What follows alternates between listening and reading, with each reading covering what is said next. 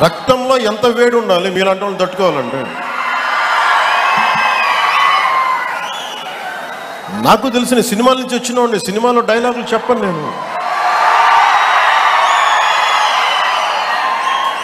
పుత్తుకలు కోసేస్తాం, మిడకాయలు కోసేస్తాం అంటే కోయడానికి మేమేమన్నా చొక్కా ఇప్పి చూపిస్తామా?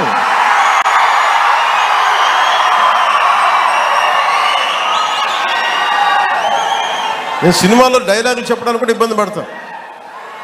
సింహం గడ్డం గీసుకుంది, మేము గడ్డం గీసుకోలేదు. ఈ సరదాగా ఉంటాయి మిమ్మల్ని చీరప్ చేయడానికో సరదాగా చేయడానికి. నిజంగా గడ్డం గీసుకుంటే ఎంత దరిద్రంగా ఉంటుంది చూడండి, ఆలోచించండి. స్నానం చేయకుండా మట్టి కొట్టుకుంటా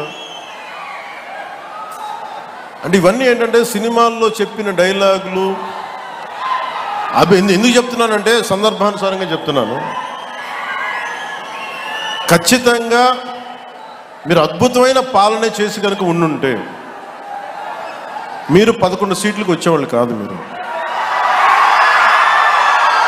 అంటే ఇది రెలవెంట్ కాబట్టి చెప్తున్నా.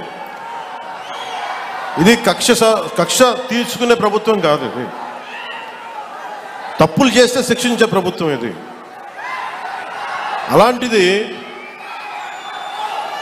అంటే ఇది ఎందుకు చెప్తున్నానంటే మీకు వినండి మళ్ళీ అరవండి. మీ ఉత్సాహాన్ని కాదని మీరు వినండి.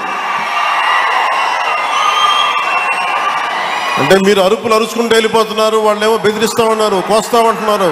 మళ్ళీ మీ ఎర్ర జెండా శక్తి తెలియదు వాళ్ళకి. మీ గుండెల్లో ఉన్న ఆ వేడి రక్తం గురించి తెలియదు వాళ్ళకి.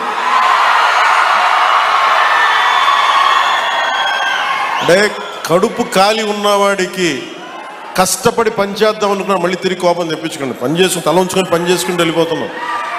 నిజంగా 11 సీట్లు ఇచ్చిన ఆ పార్టీగా మేము గౌరవిస్తున్నాం. ఈ ప్రభుత్వం గౌరవ ముఖ్యమంత్రి శ్రీ నారా చంద్రబాబు నాయుడు గారి నాయకత్వంలో ఉన్న ఎన్డీఏ కూటమి నడుపుతున్న ఈ ప్రభుత్వంలో తప్పులుంటే ఖచ్చితంగా చెప్పండి. ఖచ్చితంగా చెప్తే మేము సరిదిద్దుకుంటాం లేదా వివరణిస్తాం. అంతేగాని మేము కుత్తుకులు కోసేస్తాం, రంపాలు తెస్తాం, రంపాలు పెట్టి కుత్తుకులు కోస్తామంటే మీకు తెలుసు కదా, అలాంటి వాటికి తాటాకి చప్పుళ్ళకి మేము భయపడం. సో జల్ జీవన్ మిషన్కి 2019 నుంచి 2024కి నరేంద్ర మోదీ గారి ఆధ్వర్యంలో నాయకత్వంలో ఉన్న కేంద్ర ప్రభుత్వం మన రాష్ట్రానికి 26,000 కోట్ల రూపాయలు శాంక్షన్ చేసింది. మనకి ఖర్చు పెట్టమని. మీరు ఊహించండి ఎంత ఖర్చు పెట్టారో వీళ్ళు.